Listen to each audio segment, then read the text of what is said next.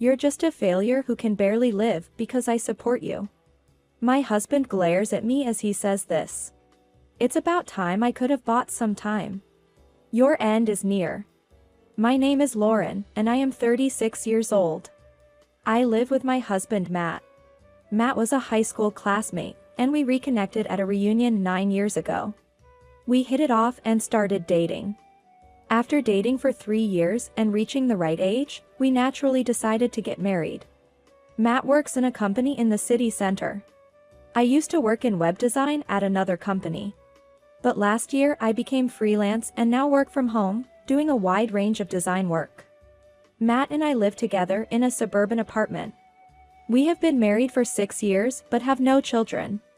A few years ago, when we couldn't have children, a hospital check revealed that I was infertile. I was shocked when I was told this at the hospital, but now, 4 years later, I have come to accept it. Matt was shocked too when he found out, but he said kindly, "In a way, it means we can spend time together." And we decided to spend our lives together as a couple. Gradually accepting the reality, I thought being happy together in our old age was enough. However, Matt's attitude changed drastically over the past year. Recently, he started spending more time at his parents' house. Coming home and saying, "My parents are giving me a hard time about having kids again. It's annoying. Don't you feel sorry for not being able to have children?" His parents' house is a 1.5-hour drive from ours. Not an easy place to access, but he visits them once a month. If he dislikes being nagged about children by his parents, I wonder why he bothers to visit so often. Thinking that, I say, "I'm sorry. But if you're going to be spoken to like that, why don't you reduce the number of times you go home? There's no need to go out of your way to make yourself unhappy." When I say this, he retorts, "What, you want me to abandon my parents?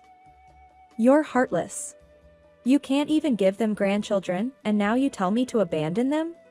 I didn't say anything like that.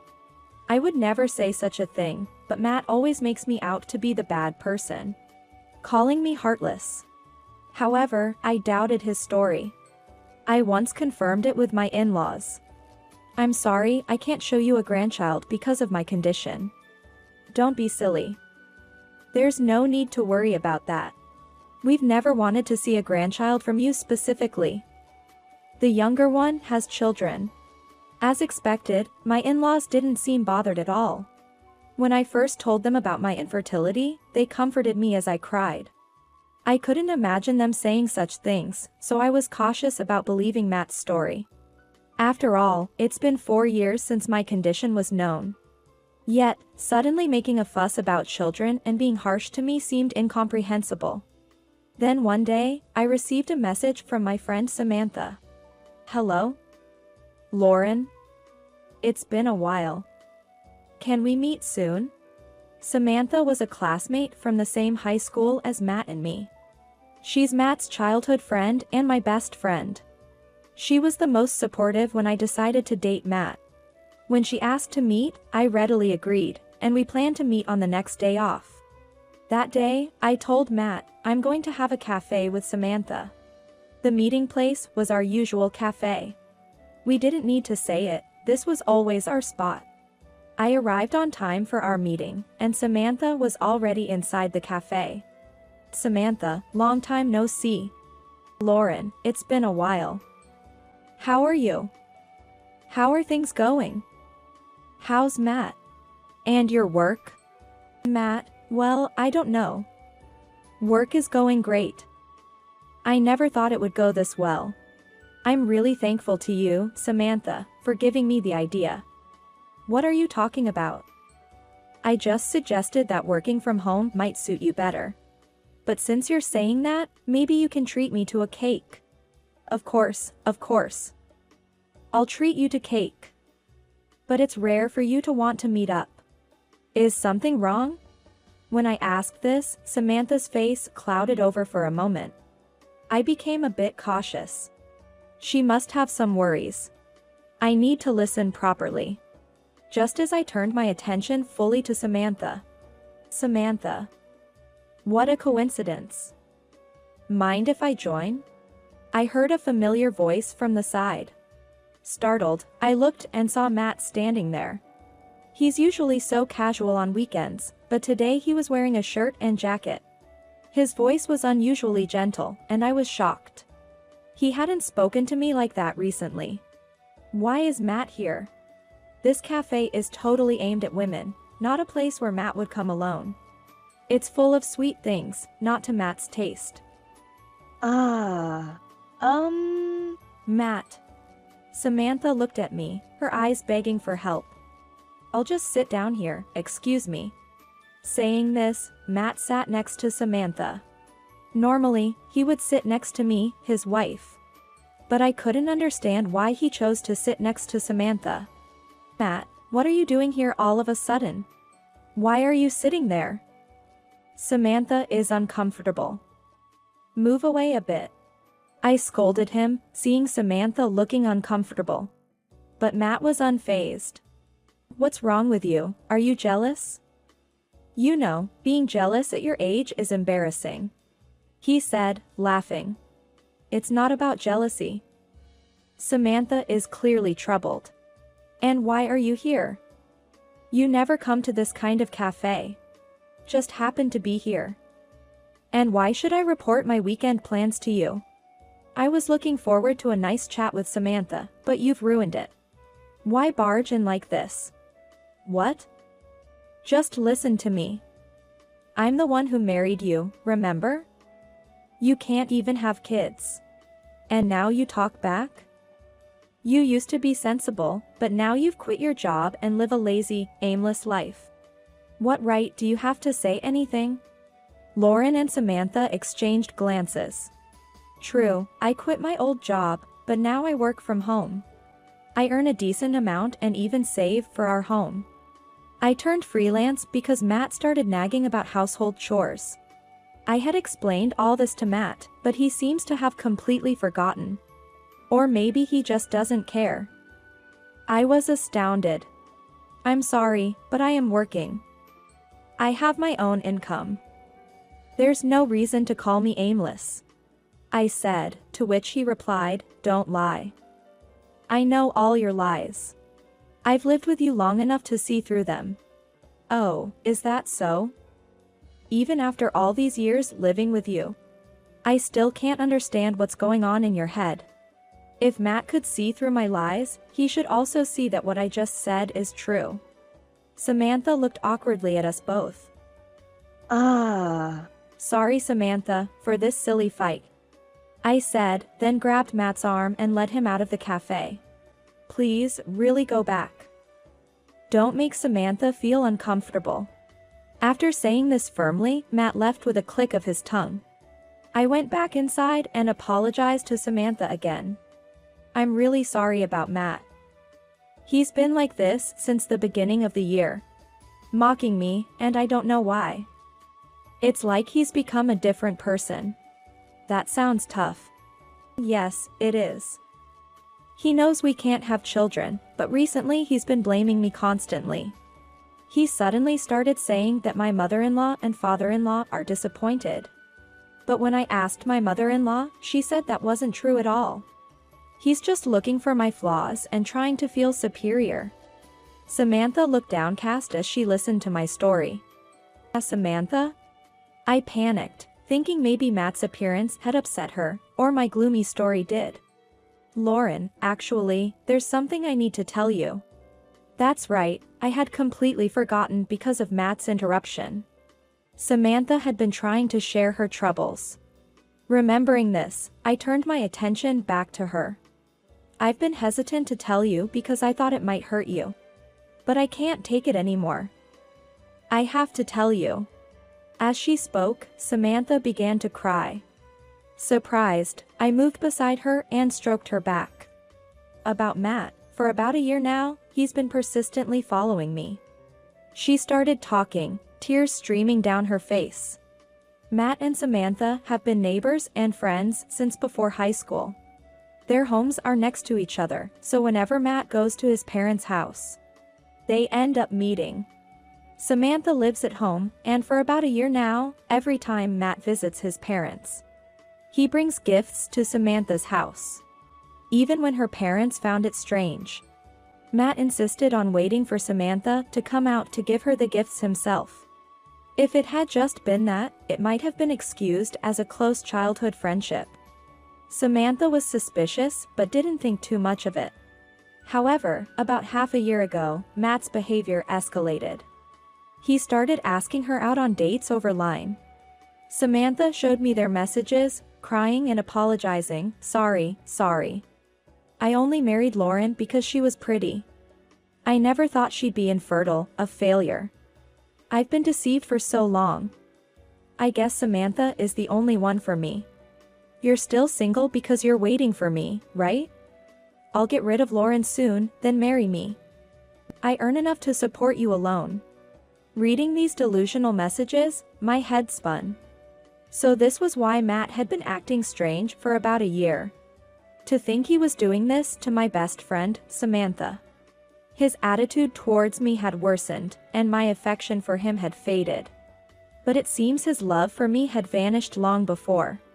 That's no excuse to bother Samantha, though. If Matt really fell for Samantha and wanted to be with her, he should have first told me he loved Samantha and asked for a divorce. I would have warned Samantha to be careful. But I would have divorced Matt immediately and moved on with my life. The whole situation seemed utterly messed up. I've been wanting to tell you, but I felt like I was betraying you. I'm really sorry. Seeing Samantha cry and apologize, I felt a tightness in my chest. Samantha shared her fears of being hated by me and of what an enraged Matt might do. I thought it was best for Samantha to leave her parents' house and find a safe place as soon as possible. I discussed with Samantha about her future and getting her away from Matt's reach. I decided to discuss Samantha's situation with her parents and make sure that Matt doesn't find out where she is. I immediately went to Samantha's house and her parents' place. I suggested that Samantha should move out. Samantha's parents, being naive and kind, were initially shocked to learn that their neighbor and childhood friend was doing such things.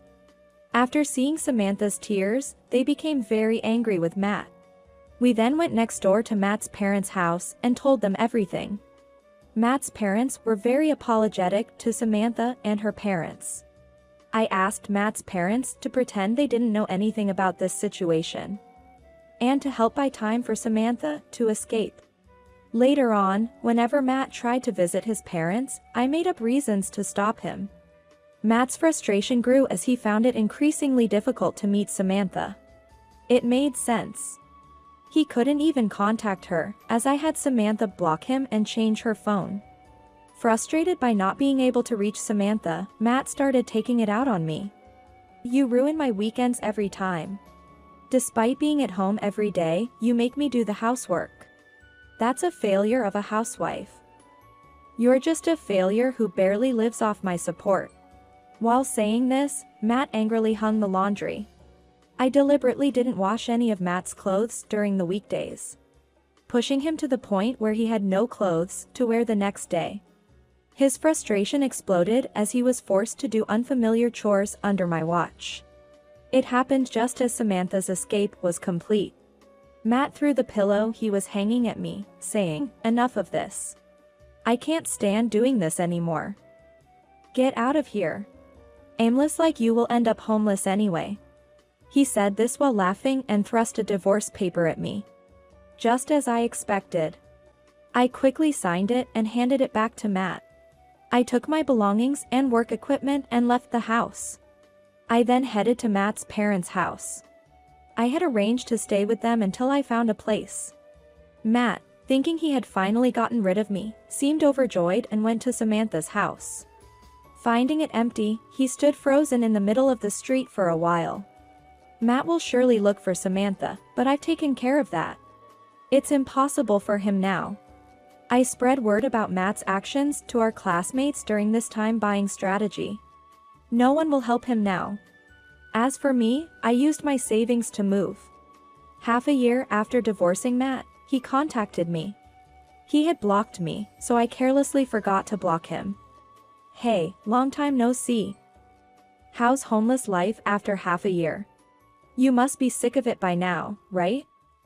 Come back if you want to escape. I'll forgive you if you apologize.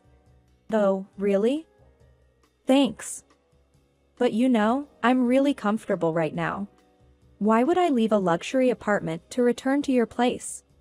Luxury apartment? Have you gone mad? I'm perfectly sane. I'm living in a luxury apartment in the Bay Area, complete with a concierge. It's very comfortable. We divorced half a year ago, but Matt, so intent on getting rid of me, never brought up the division of assets. Seeing that he didn't mention it, I didn't either. That's because I had been working from home and investing in stocks since I was young. So I had plenty of assets. When I started my new life, I decided to move to a nice house and chose a seaside luxury apartment. Compared to the days of his verbal abuse, my days now, where I can work as much as I want, whenever I want, are incredibly comfortable. I have no intention of going back to a petty office worker's verbal abuse. You want to get back with me, right? You lost someone to do the household chores. Although I had no contact with Matt, I occasionally communicated with his parents. Recently, Matt's former mother-in-law said that when she went to Matt's house, it had turned into a terribly stinking garbage house.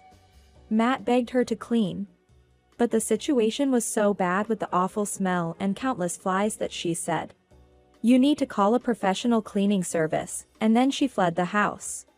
Given Matt's recent behavior, his parents were appalled and unlikely to indulge him easily. I heard your house has become a garbage dump. Sorry, but I'm not a free cleaning service. Besides, we're divorced, remember? Who do you think you are, expecting me to come back? You don't even earn more than me. Matt seemed shocked by my words. I didn't want to hear any more from him, so I ended the call and blocked him immediately.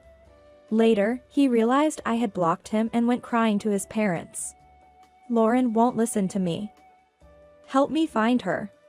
If we make her apologize, we can all live in the luxury apartment she's talking about. I'll take care of everything. His parents, aware of the whole situation with Samantha and everything else, told him they knew everything. They then said, "We're disowning a foolish son like you. You're a bad influence on your sister's family. Never show your face here again." And they kicked him out of the house. Matt begged and cried, but it was too late. Even his own parents had no intention of helping him. Afterward, he contacted our classmates, trying to find Samantha and my whereabouts, but to no avail. Everyone knew about his misdeeds. Shunned by his parents and classmates, Matt was overwhelmed by complaints about the stench from his neighbors and eventually fled. Apparently, he went to work smelling like garbage and gradually lost his standing at the company. Still refusing to change, he blamed others for his lack of promotion, claiming he was being sabotaged, and eventually quit his job. He tried to find work, but with the stench and his tattered suit, no company would hire him. Matt, who had laughed at me becoming homeless, now seemed to be living such a life himself. There's no way he could find me or Samantha in his current state. I assured Samantha that she no longer needed to worry. Relieved, Samantha cried. Finally, she can sleep peacefully. The best part of this ordeal was that our friendship remained intact. We'll continue to meet at our usual cafe. I thought about this while looking at the sea from my balcony.